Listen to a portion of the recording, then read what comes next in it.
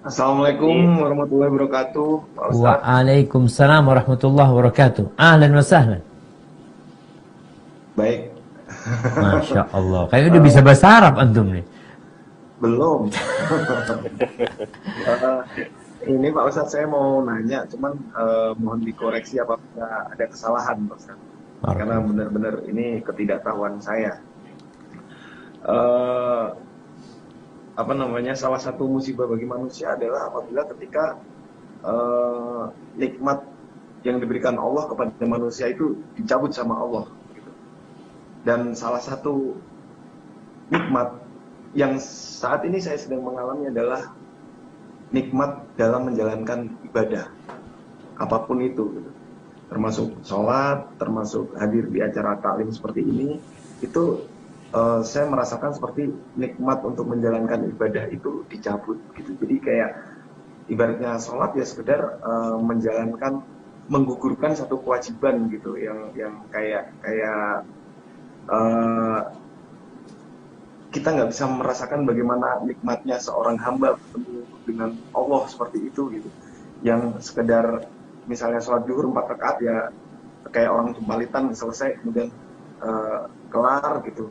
Terus kemudian apabila ada di acara taklim seperti ini kayak sekedar absen nama juragan udah selesai nanti kemudian kelar Setor seperti itu. muka, setor muka ya. Store muka. Bagaimana apa yang harus saya lakukan untuk mengembalikan nikmat itu agar dalam beribadah saya benar-benar bisa menemukan kenikmatan yang hakiki bagaimana ketika seorang umat manusia bertemu dengan Allah seperti itu. Nah, Pak Ustaz, subhanallah. terima kasih. Barakallahu fikum. Assalamualaikum warahmatullahi wabarakatuh. Waalaikumsalam warahmatullahi wabarakatuh. Masya Allah, pertanyaan yang menarik dari Mas Pur ini jamaah. Ya. Jadi memang banyak orang itu kalau bicara musibah, musibah buat dia itu ya kehilangan anak, kehilangan motor, di PHK, kemudian sakit, itu musibah. Ya, itu salah satu musibah. Tapi ternyata ada musibah yang besar. Yang Rasul SAW berdoa, وَلَا تَجْعَلْ مُصِيبَتَنَا فِي دِينِنَا. Ya Allah, jangan jadikan musibah kami itu menimpa agama kami. Jangan sampai. Kalau yang hilang itu rumah, kalau yang hilang itu motor, insya Allah bisa balik. Tapi kalau yang jadi musibah itu agama kami. Agama kita bisa jadi kita keluar dari Islam itu. Bisa jadi kita melakukan dosa. Itu musibah. Bisa jadi kita meninggalkan sholat.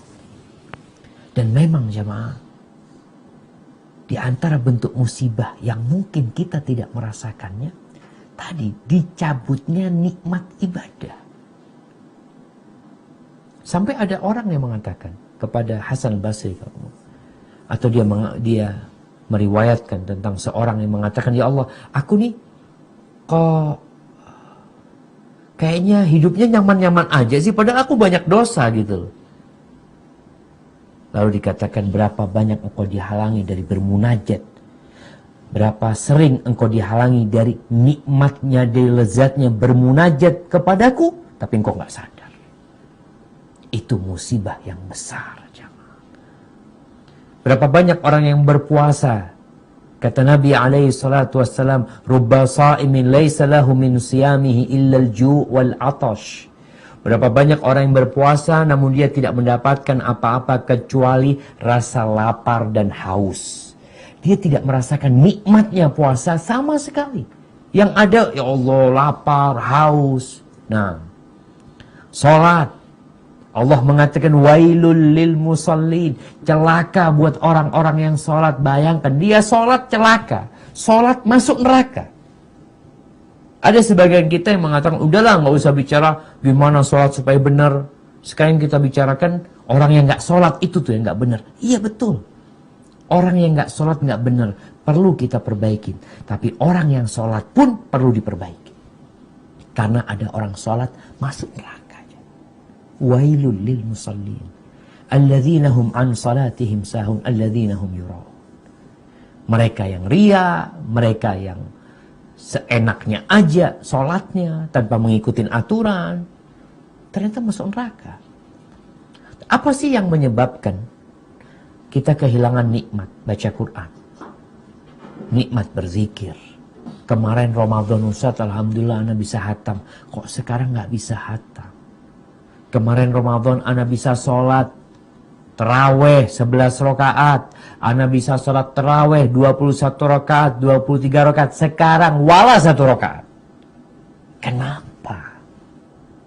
Kita perlu bertanya memang. Ini musibah kalau bicara musibah ya. Orang kalau bicara dunia dengan COVID-19 ini, mereka berbicara biasanya penghasilan anak itu 100 juta setahun atau sebulan gitu. Sekarang nggak ada, rugi ada 100 juta. Engkau bicara rugi. Padahal memang belum ada keuntungan. Kalau bicara rugi kan hilang duitnya. Ini memang engkau belum bekerja, nggak ada kerjaannya.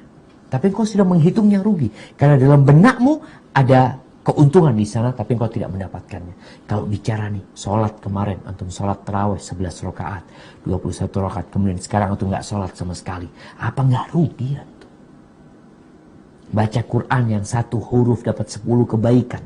Kemarin Ramadan antum baca, sekarang antum nggak baca. Apa nggak rugi? Itu musibah.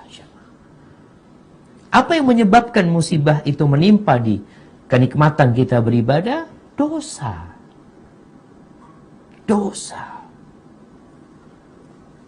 Dan salah satunya adalah ambisi dunia.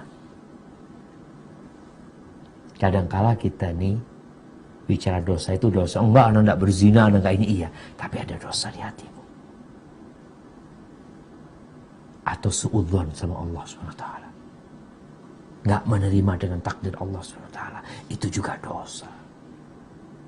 Jadi tatkala hamba kehilangan nikmat beribadah, yang harus dia lakukan adalah bertobat, istighfar. Baik dari dosa yang dia ketahui atau yang dia tidak ketahui.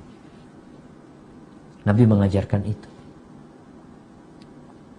Bagaimana kita berdoa, Allahumma gfirli ma qaddamtu wa ma akhartu wa ma a'lantu wa ma asrartu wa ma asraftu. Allahumma gfirli khati'ati wa jahli wa amdi. Minta ampun ya Allah dosa-dosa yang aku kerjakan sengaja, yang tidak sengaja, yang aku tidak tahu, yang banyak, yang sedikit, yang terang-terangan, yang sembunyi, semuanya minta ampun.